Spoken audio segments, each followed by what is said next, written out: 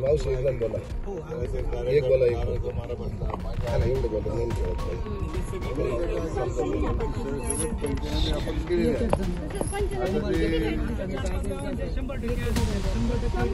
आम्ही सगळे कर्ज घेऊन आम्ही पैसे घेऊन आम्ही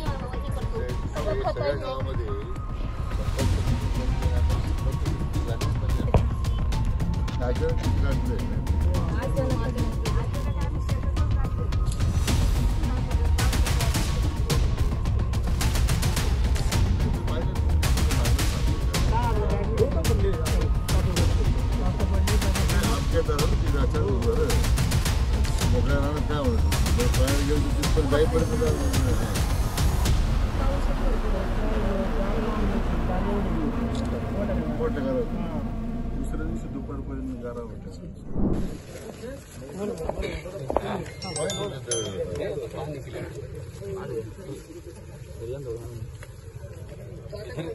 पाणी चालू झालं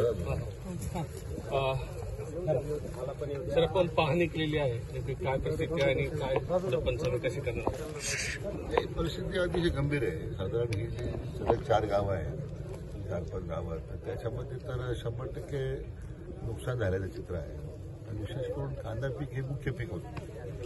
त्याच्यामध्ये पाणी गेल्यामुळे आता जे काही गारांचा मारा बसलेला आहे त्यातून कांदा पीक आता सडून जाणार आहे.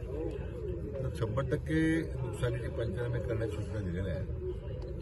त्याचबरोबर विशेष करून आता काही शेतकऱ्यांची मका ही पूर्णपणे आता खराब झाली 100%. त्यातून चाऱ्याचा प्रश्न आता आपण चारा उपलब्ध करून देतोय.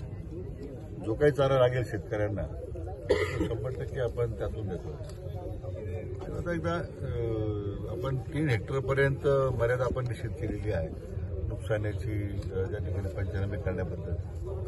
आता मागच्या वेळी आपण एनडीआरएफच्या नॉर्म्सप्रमाणे पेक्षा जादा रक्कम मागच्या काळात दिली आपण. आता जास्तीत जास्त मदत करण्याचा प्रयत्न करू आपण. याच्यामध्ये प्रामुख्याने ज्या पपईचं पीक जे आहे ते फळबागामध्ये येते त्यासाठी शासन काही नवीन धोरण करणार किंवा काही नाही अजून तशी काही तक्रार आली नाही माझ्याकडे. पण तसं असेल तर पंचनामे तर करायला सांगू आपण.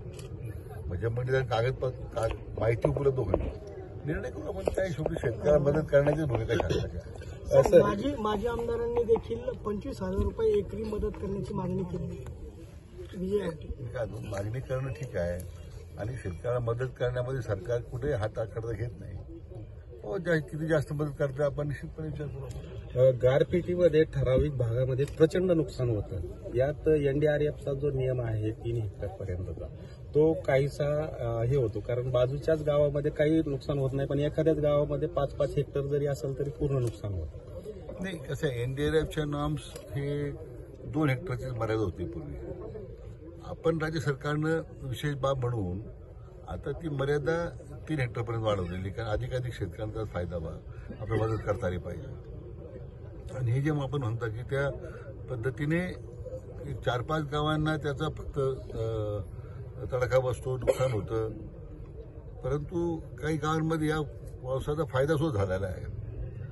पण जे नुकसान जास्त झालेलं आहे त्याच्यामध्ये अधिक मदत करण्याची भूमिका शासनाची नाही. निश्चित हाच प्रश्न आहे की ह्या पावसामुळे जो उन्हाळी कांदा असेल किंवा हरभऱ्याची किंवा जी पिकं पेरणीची राहिलेली आहेत त्यांना फायदा होणार आहे. मात्र गारपिटीमुळे ठराविक गावांमध्ये असलेल्या पिकांचं प्रचंड नुकसान झालं. मग ते या ठिकाणी जिथं 100% नुकसान गारपिटीमुळे झालेलं आहे त्याचा पण वेगळा विचार करू नका. थँक्यू.